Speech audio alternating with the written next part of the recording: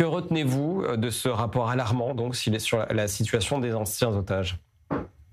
Bah, voilà, d'abord, c'est vraiment un rapport extrêmement scientifique qui s'appuie, vraiment sur des données recueillies de manière, vraiment très, très méthodique et puis on voit que finalement, les otages, ils ont été, soumis à une barbarie qui est complètement décomplexée et voilà, il y a tout ce qu'il faut pour faire souffrir quelqu'un. C'est-à-dire, il y a la dénutrition, il y a la souffrance psychologique, il y a les agressions sexuelles, ça veut dire et tout y est et il faut comprendre, quand on parle de dénutrition et de toutes les infections auxquelles sont soumis les otages, on peut comprendre que oui, les otages à l'heure actuelle sont en état qui peuvent mourir de façon imminente. Voilà, parce qu'à partir du moment où quelqu'un est dénutri, et c'est quelque chose qu'on sait, moi je m'occupe de gens en fin de vie, donc c'est vraiment un sujet que je connais bien.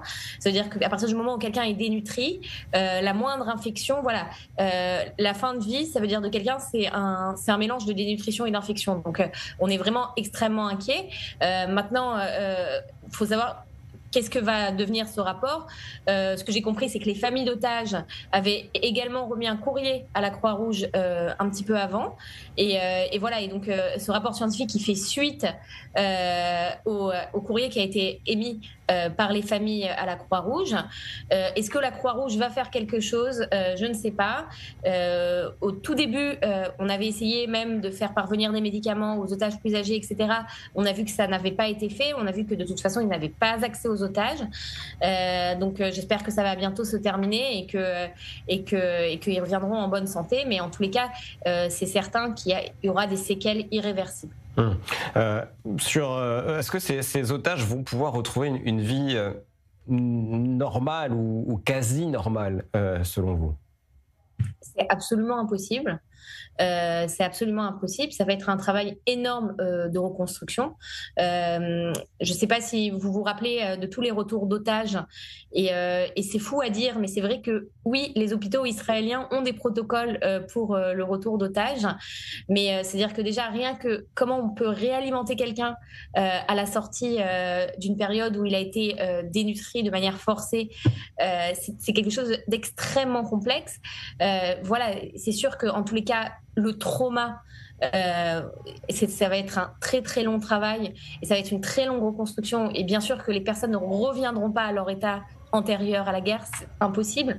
Ils sont changés par par ce qu'ils ont vécu pendant ces presque 2 années-là. Donc non, malheureusement, ils ne reviendront pas à leur état intérieur. Ce sont de nouvelles personnes qui ont été changées, qui ont été blessées, qui ont été traumatisées. Dans le rapport, par exemple, il est également question voilà, de la fertilité par la suite des femmes otages, puisque comme Mme Benagnon l'a très bien dit, en fait, il y a eu beaucoup d'interviews chez des femmes, il y a beaucoup de recueils de données par rapport aux femmes, et c'est vrai que c'est très très alarmant, puisque rien que d'un point de vue psychique, etc., ce qu'elles ont vécu, ça va poser des problèmes pour pouvoir avoir une vie future, pour pouvoir s'intégrer dans une société, s'intégrer dans le monde du travail. Oui, on imagine que c'est évidemment une vie compliquée qui attend tout le monde. On imagine aussi que c'est insupportable pour les familles de ces otages. Ceux qui sont encore dans la bande de Gaza doivent être dans un état psychologique absolument inimaginable. Ah, ça, parfaitement. Ça veut dire que c'est une situation qui est encore plus dure qu'à mon avis une situation de deuil. Voilà, je pense que les gens, les familles d'otages sont extrêmement encadrées, en tous les cas en Israël, parce que elles ont en tous les cas des ressources professionnelles qui peuvent s'occuper d'elles. C'est pour ça que moi, mon inquiétude, elle est plus du côté des otages, mais c'est vraiment terrible, terrible pour les familles également. Et ça, bien sûr, ça veut dire qu'on ne peut pas reprendre leur souffrance et ils vivent des moments extrêmement difficiles. C'est-à-dire qu'il faut comprendre la famille qui est soumise à ces vidéos de propagande affreuse. Si déjà pour nous c'est pénible, c'est insupportable, il faut comprendre que c'est juste pour une mère, pour une sœur, pour un frère, c'est quelque chose d'invivable. Vraiment, voilà, la joie qu'en font, il y a vraiment ces mises en scène morbides qui sont diffusées et c'est vraiment insupportable.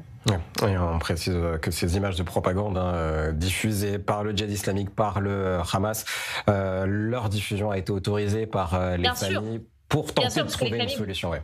Parce que les familles voulaient qu'ils comprennent, mais les familles voulaient que ça soit compris, mais ça n'enlève rien à cette barbarie et au but de nous effrayer et à la signification de ces vidéos.